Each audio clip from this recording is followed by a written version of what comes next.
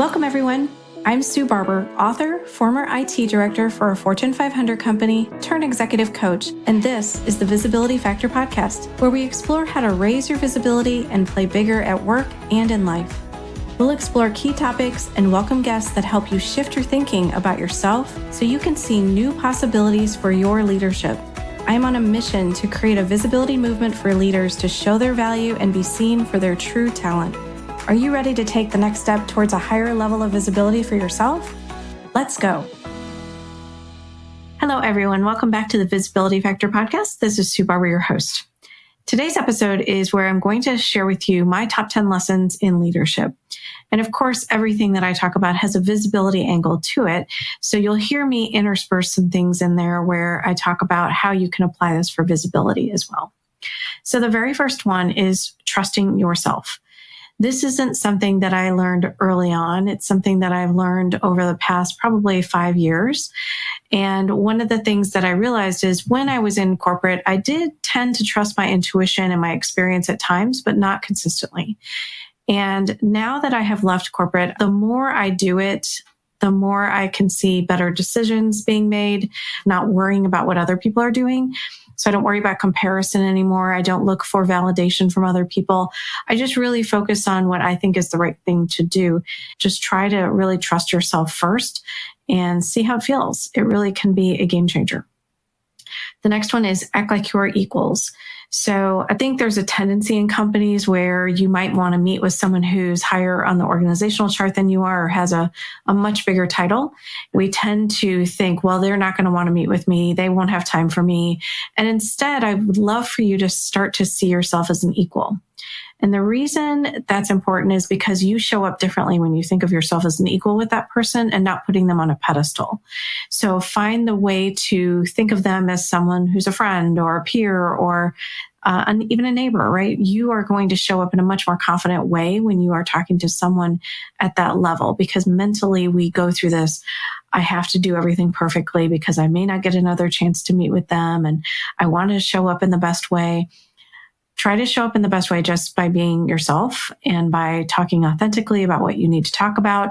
But go in from this place of I'm a peer or I am acting like they're equal, and you're going to show up in a much more confident way. Bring value to your team and your company.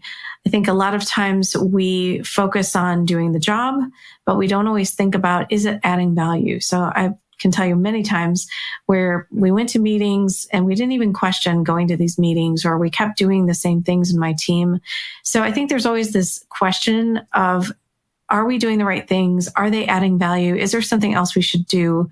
And I think there's an opportunity for reflection, not only for the work that's being done in your group, but also for you as a leader and how you're showing up and maybe how you're doing things with your team and how you're developing them. Taking time to slow down and reflect can really help you move faster, because many people don't do that. Many people just keep operating from a place of do the next thing and do the next thing after that without thinking, is it the right thing to do or not? So spend a little time reflecting, but also looking at where the value is being spent. Make decisions with the company's best interest in mind, and you will always do the right thing. The reason this is important is I think at times other people have their own interests at heart or they are trying to make decisions that are best for their department, maybe not for the overall company. And I've always tried to operate with this mindset of if it's the right thing for the company, then we should do it. And I try not to second guess it after that. And it's really held true for me in so many ways. So it's something that I share with clients, something I shared with my team when I had one. And I think it just allows you to have a foundation to make that decision from. It's not about you, right? It's not about your team. It's about what's the right thing for the company and helping the company move forward. Leaders are superheroes who need to put their capes in the closet and create new superheroes. I learned this lesson when I was part of a leadership program, and it was so great to learn this lesson because it's not something I ever considered. And it was from one of our VPs at the time who had come in to speak with my leadership group that I was a part of and share advice. And when he said that to me, I thought, oh my gosh, of course, that makes total sense. But it's not something you necessarily consider right off the bat when you become a leader of people. And the more I thought about it, I thought, this is my responsibility to help develop this team and be ready for whatever opportunities come their way and help them shine. And so I really took this advice to heart and really focused on it every single day. Like, what's an opportunity I could put my team member out in front of someone or give them an opportunity to speak so that they're ready. So it's a really great piece of advice. And I really am grateful for this VP who gave it to me and the rest of our leadership group. It was so helpful. Focus on being respected as a leader versus being liked. This is a tough one, especially when you're a new leader. You're trying to do the right things. You're trying to figure everything out. And you have this new team who's looking to you for advice and ideas and decisions. And it's a little overwhelming. And you're afraid to make the wrong decision. And then you're afraid that you're going to upset people. And then, oh my gosh, my team might not like me, or the people I'm working with in the organization might not like me. We need to let go of the like piece and just worry about, how can I do what I need to do and be respected instead? So focusing on being respected. Is it the right decision for the company? Am I doing the right things for my team? Am I trusting myself? All of those things that we've just talked about all come together with this one. And the more you focus on being respected, the easier it is for you to just operate in the world. And your team, I promise, is going to love that you're making decisions and see that you're respected by your peers and your management. And that's really what they want as well, right? I remember one of my team members said, you're so good at managing up, Sue. And I never really thought about it.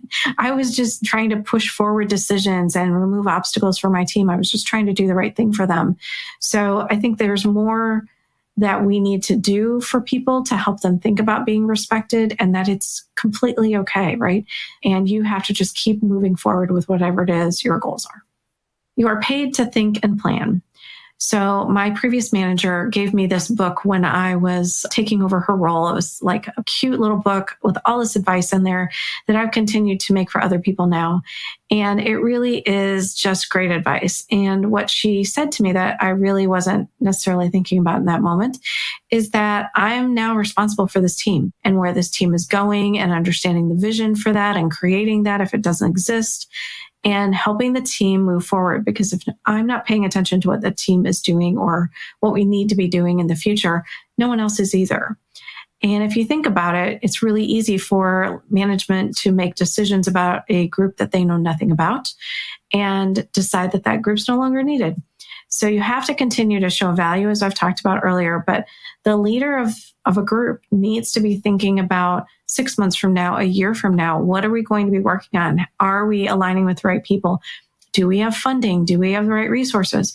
You need to be thinking about the future that this team is a part of and how you're going to ensure that they have a future.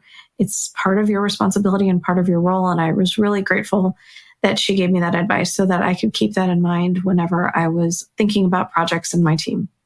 Remember, every interaction is an opportunity for visibility and to show your value. Of course, I say this a lot, but I really believe it at my core that it is so true. And I don't want anyone to waste an opportunity where they could have talked about the great things that they're doing or that their team is doing, or just shared a little bit more about themselves and let other people see them in a different way, taking on new opportunities or volunteering for something. There are so many opportunities that I think are just wasted. And I don't want anyone to waste those opportunities, because you never know when one of those opportunities could turn into a future role, a new opportunity, a promotion.